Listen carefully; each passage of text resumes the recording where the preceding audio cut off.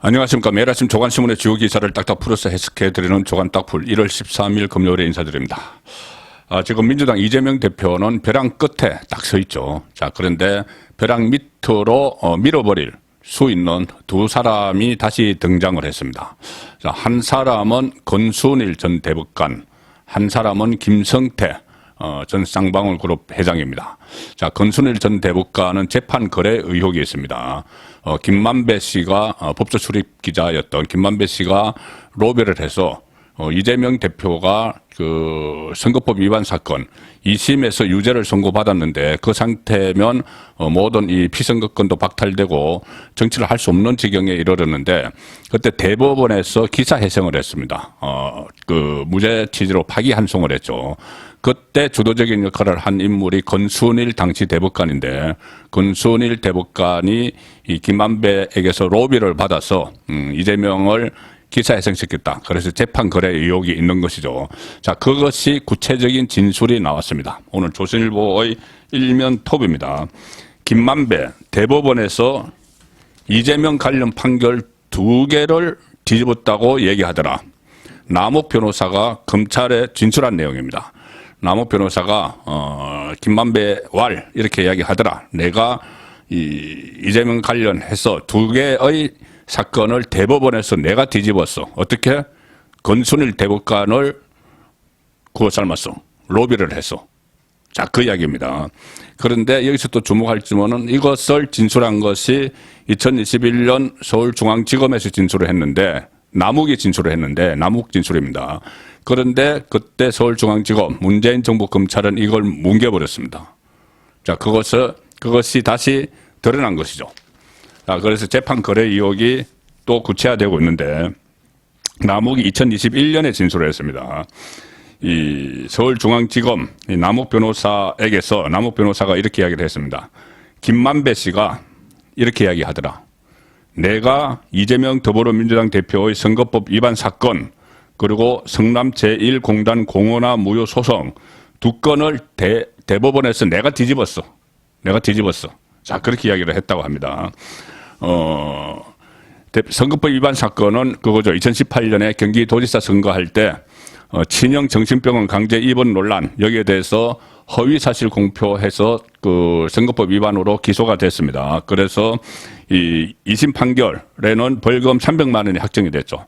확정이 돼서 이재명 그대로 가면은 경기지사에서 도중에 물러나야 됐고 또 그런 그 앞으로 그 이후에 대선에도 출마하지 못하는 그런 상황에 있었던 사건입니다. 대법원에 딱 올라가 있었죠. 또 하나는 성남 1공단 공원화 무효 소송. 이것은 뭐냐면은 당시 성남시장이던 이재명이 이 성남 1공단을 공원화하겠다 이렇게 해서 이 관련 인허가를 중단을 시켰습니다. 그러니까 당초에 1공단 부지를 개발을 하려고 했던 시행사가 성남시장을 상대로 낸 행정소송인데, 자, 이것은 행정소송이 2심대로 성남시가 패소가 확정이 됐다면 1공단 공원화와 서로 결합해서 추진을 하려고 했던 대장동 사업도 할 수가 없을 가능성이 높아졌죠. 자, 그런데 그것도 이것을 행정소송을 2심에서는 이 성남시 패소가 확정이 됐는데 대법원에서 뒤집혔습니다.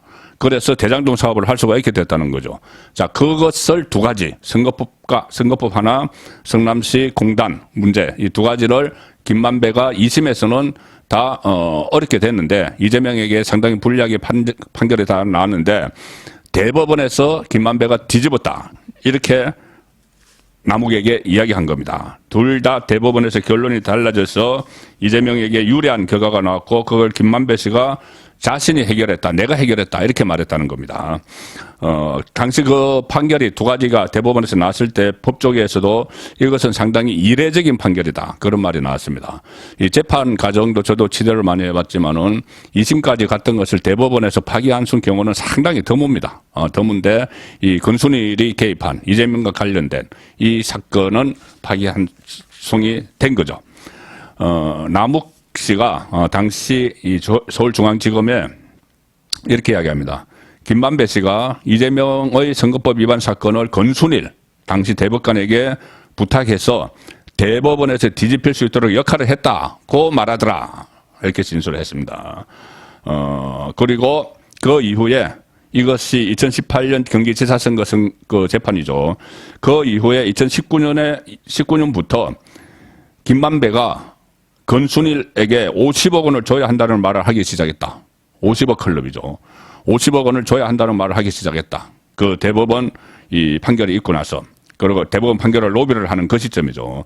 그래서 결국은 이것이 선거법 무죄를 받아준 대가로 50억 클럽에 가입을 한 것 아니냐. 그동안 이렇게 추측만 돼 있었지만은 구체적인 이 진술이 나왔습니다. 오늘부터 또 김만배 씨 재판이 재개가 됩니다. 그때 자해 소동을 벌였죠. 그런데 건강이 회복돼서 오늘부터 다시 재판이 재개가 되니까 이 문제도 핵심적인 쟁점으로 떠오를 가능성이 높아졌습니다. 이 김만배 씨 관련해서는 그전에도 그 건순일과 관련된 여러 가지 그 보도들이 나왔었죠. 그 시점에, 로비를 하는 시점에 대법관실을 8번 방문했다. 자, 그런 이야기도 나왔는데, 자, 조선일보 기사, 신면에, 사이면에서 계속됩니다. 남욱 씨 진술이 나온 2021년 10월은 친문재인 정부 성향의 검찰 간부들이 대장동 사건을 지휘를 하고 있었습니다. 수사를 지휘를 하고 있었죠. 그래서 당시는 건순일 전 대법관 등 법조인 이름이 거명된 50억 클럽 의혹이 막 확산하던 상황이었는데 50억 클럽 의혹이 확산할 때 이 남욱의 진술이 나온 겁니다. 건순일에게 로비를 해서 대법원 판결 2개를 뒤집었다. 자, 그러면 50억 클럽과 그것을 연결시켜서 검찰이 수사를 했어야죠. 그런데 문재인 정부 검찰에서 수사를 하지 않았습니다.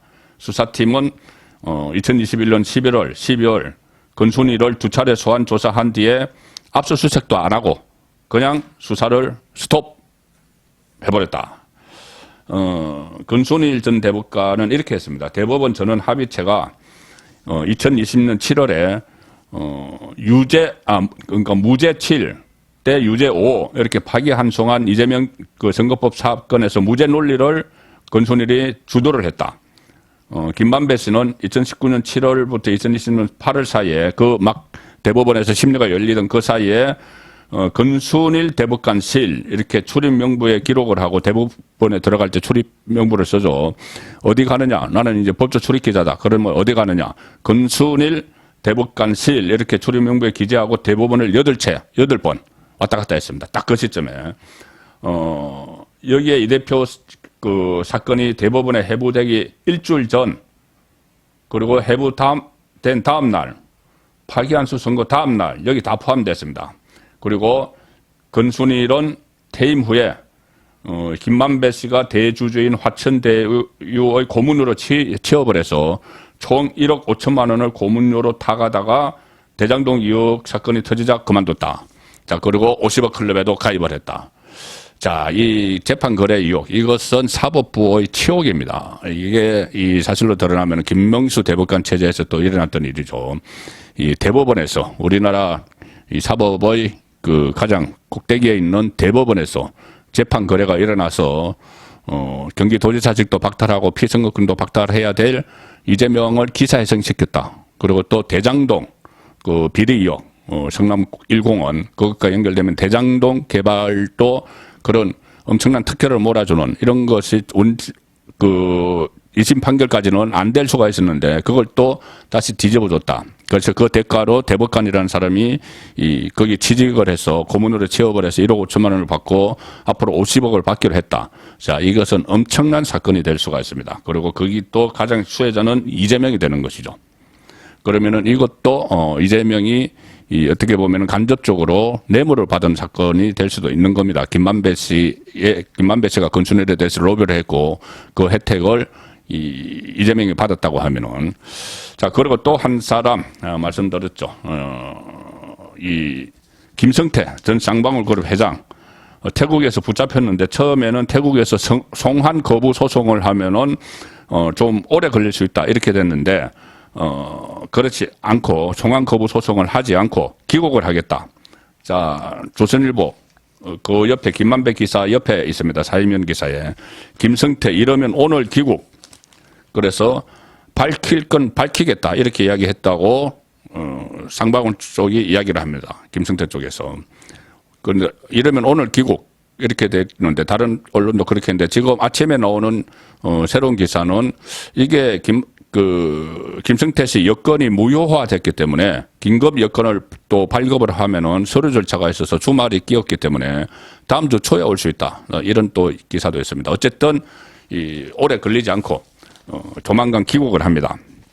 그러면 변호사비 대납 같은 이재명 수사 급물살을 또 탈 듯 해서 태국에서 송환 거부 소송을 포기했다. 김성태 측에서는 검찰 수사에 협조하겠다.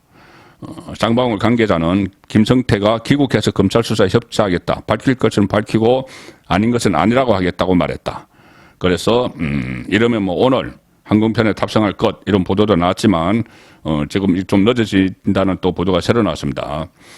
김성태는 쌍방울이 이재명의 과거 선거법 위반 재판을 위한 변호사 비용 20억 원을 대신 내줬다는 의혹을 받고 있다. 자, 변호사비 대납 의혹. 그리고 김성태는 이재명이 경기도지사 시절 진행한 대북 사업과 관련한 의혹에도 연루돼 있다. 당시 이화영 경기도 평화부지사 이재명의 핵심 측근이죠. 안부수 아태엽 회장의 도움을 받아서 김성태가 중국 단둥에서 북한 측으로부터 강물 개발 등 6분야의 우선적 사업권을 받았다.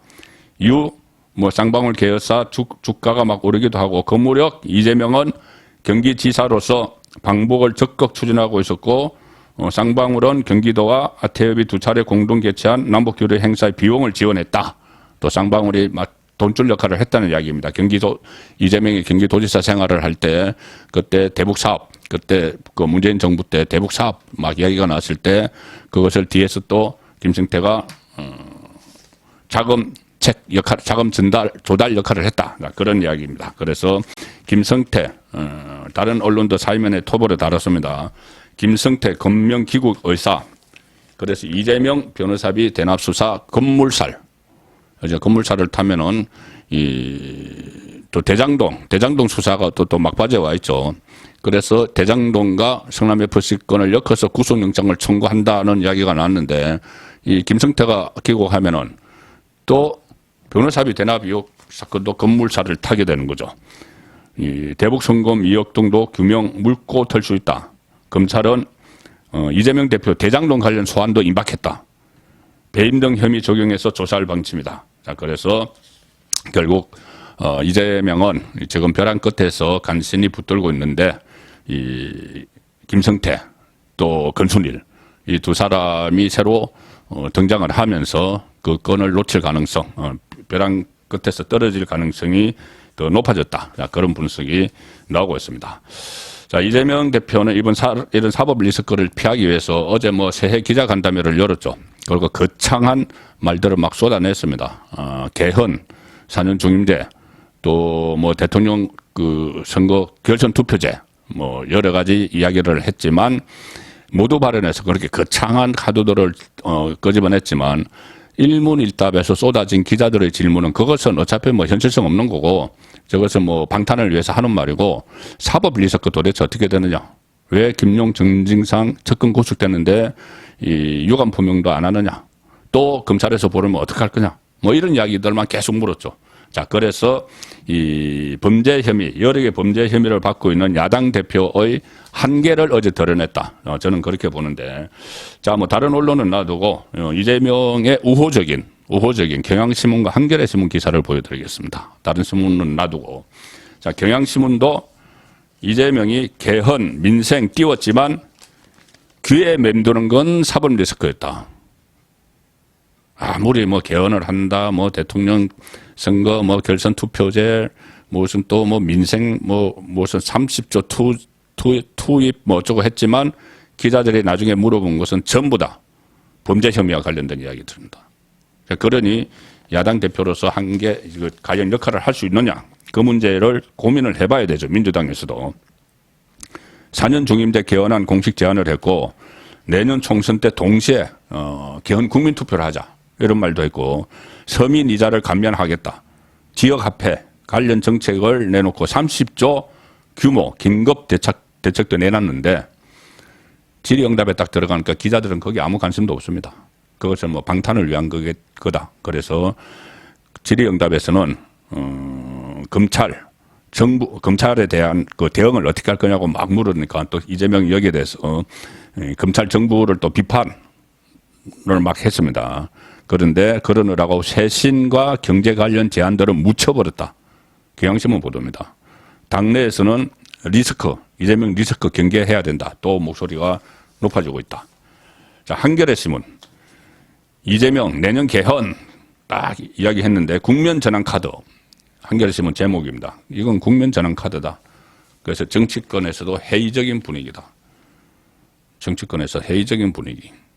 이재명 개헌 이렇게 던져놨지만은 국면 전환 카드 아니냐. 지금 빨리 당장 신경 쓸 것은 사법 리스크다. 그리고 개헌 문제, 대통령실에서는 국회에서 논의할 사안이다. 이렇게 선을 딱 그어버렸습니다. 자, 이제 그 이재명을 둘러싼 어떤 보호막도 걷어지는 상황이고 또 새로운 혐의들이 드러나면서 이번 주말은 넘기겠지만은 내주 되면은 이재명 대표의 신변에 변화가 생길 가능성이 상당히 높아졌습니다. 또 한 사람 거치가 지금 주목되는 인물이 있죠. 국민의힘 나경원 전 의원입니다. 제가 나경원의 딜레마를 한번 말씀드렸는데 출마를 하자니 그렇고 출마를 안 하자니 이 국민의힘 지지층에서 1위가 나오는 지지율 1위가 나오는 그것이 아깝고 출마를 하자니 윤심이 아닌 것 같고 그래서 딜레마에 빠졌는데 지금 나경원의 딜레마가 윤석열 대통령의 딜레마로 지금 바뀌고 있습니다. 자, 여러 언론에서 이것을 다뤘는데 중앙일보를 소개해드리면은 나경원 오늘 서면 사직서를 낸다. 저출산위원회 부위원장직. 그래서 친윤과 당대표 정면 승부하나. 이게 그 나경원 전 의원이 고령 그 사회 그리고 저출산 사회위원회 저출산위원회 그 부위원장직을 이 서면으로 제출을 하지 않고 일단 구도로 제출을 하고 이렇게 했기 때문에 이것을 놓고 뭐 정치적으로 수리가 안 되고 있다 뭐 이런 여러 가지 말이 나오니까 아예 서면으로 오늘 직접 사직서를 제출하겠다는 겁니다. 자, 이것은 그러면 사직서를 제출하면은 이것을 이 윤석열 대통령이 빨리 수리해 달라. 그러면 내가 당대표에 출마하겠다. 이야기가 되는 것이죠. 자, 그런데 윤석열 대통령이 이것을 지금부터 고민을 해야 되는 상황에 빠졌습니다. 나경원 쪽에서는 현재로서는 출마 가능성 60% 그리고 윤석열 대통령의 거취를 좀 정리를 해달라 촉구를 하는데 대통령실은 해외 순방 뒤에 판단할 것 같아. 지금 해외 순방 당장 오늘 떠나죠. 그리고 21일 날 옵니다. 그런데 그 해외 순방 중에 대통령 해외 순방 중에 나경원은 또 출마 선언을 할 수도 없는 상황입니다. 대통령이 없기 때문에.